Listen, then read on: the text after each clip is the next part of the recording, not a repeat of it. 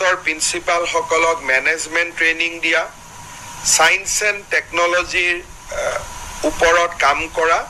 আৰু drop out ৰোধ কৰাৰ বাবে এই পুঁজি ব্যয় কৰা হ'ব এই পুঁজিৰ জৰিয়তে ৰাজ্যৰ 400খন স্কুলক সুন্দৰভাৱে নিৰ্মাণ কৰিবলৈ 3 কোটিৰ পৰা 5 কোটিকৈ টকা স্কুলত ব্যয় কৰা হ'ব আৰু 1733টা অংগনবাদী কেন্দ্ৰকো এটা সুন্দৰ পৰ্যায়লৈ লৈ অহাৰ বাবে প্ৰতিটো অংগনবাদী কেন্দ্ৰতে 25 লাখ টকাকৈ ব্যয় কৰা হ'ব 1733 অংগনবাদী কেন্দ্ৰত ৰাজ্যৰ শিক্ষা খণ্ডত ই এক নতুন দিগন্তৰ সূচনা কৰিব আমি বহু দিনৰ পৰা জাপানত অসমৰ শিক্ষিত লৰাক চাকৰিৰ বাবে পঠিয়াবৰ বাবে এডভান্টেজ অসমৰ সময়ত কৰা চুক্তিৰ বিষয়ে আলোচনা কৰিছিলো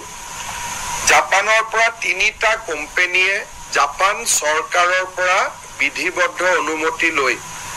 অসমৰ যুৱক যুৱতীসকলক জাপানীজ ল্যাঙ্গুৱেজত শিক্ষিত কৰিব খুজিছে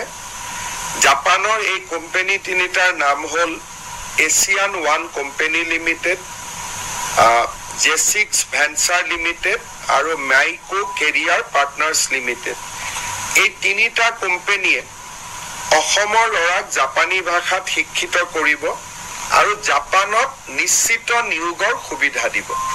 আৰু জাপানত যেতিয়া আমাৰ লৰাই কাম কৰিব ইণ্ডিয়ান ৰুপিজত মাহত প্ৰায় 2.5 লাখ টকা লৈকে উপাৰ্জন কৰিব পাৰিব এই বিষয়ে আমি এই 3টা কোম্পানীয়ে অসমত অহাৰ পিছত আলোচনা কৰাৰ পিছত আমি আৰু আপোনালোকক তথ্য দিব পাৰিম এই ট্ৰেইনিং প্ৰগ্ৰাম বিলাকত 3.5 লাখ 4 লাখ টকা পৰ্যন্ত খৰচ হয় ইয়াক যাতে লৰা ছোৱালীয়ে খৰচবোৰ বহন কৰিব পাৰে সেই কাৰণে ৰাজ্য চৰকাৰে 1.5 লাখ টকাৰ ৰাজ সাহায্য আগবঢ়াব বাকি টকা ষ্টুডেন্টে বেংকৰ পৰা লব পাৰিব বা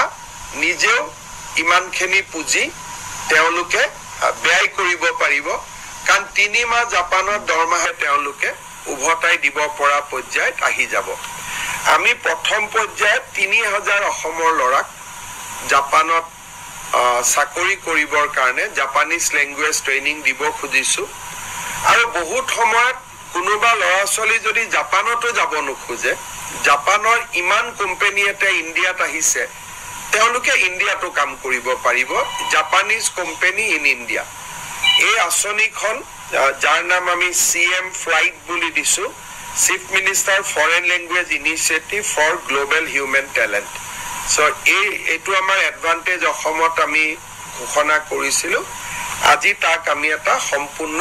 ৰূপ দিলো ইয়াৰ প্ৰত্যেকজন ট্ৰেইনিং লোৱা লৰা ছোৱালীক ৰাজ্য চৰকাৰে 1.5 লাখ টকাৰ স্কলাৰশ্বিপ দিব আজি আমি আৰু এটা বহু ৰাজ্যৰ উপকাৰ হ'ব আমি সিদ্ধান্ত লৈছো আপোনালোকে জানে যে আজিকালি গুৱাহাটী ডিব্ৰুগড় যোৰহাট শিলচৰ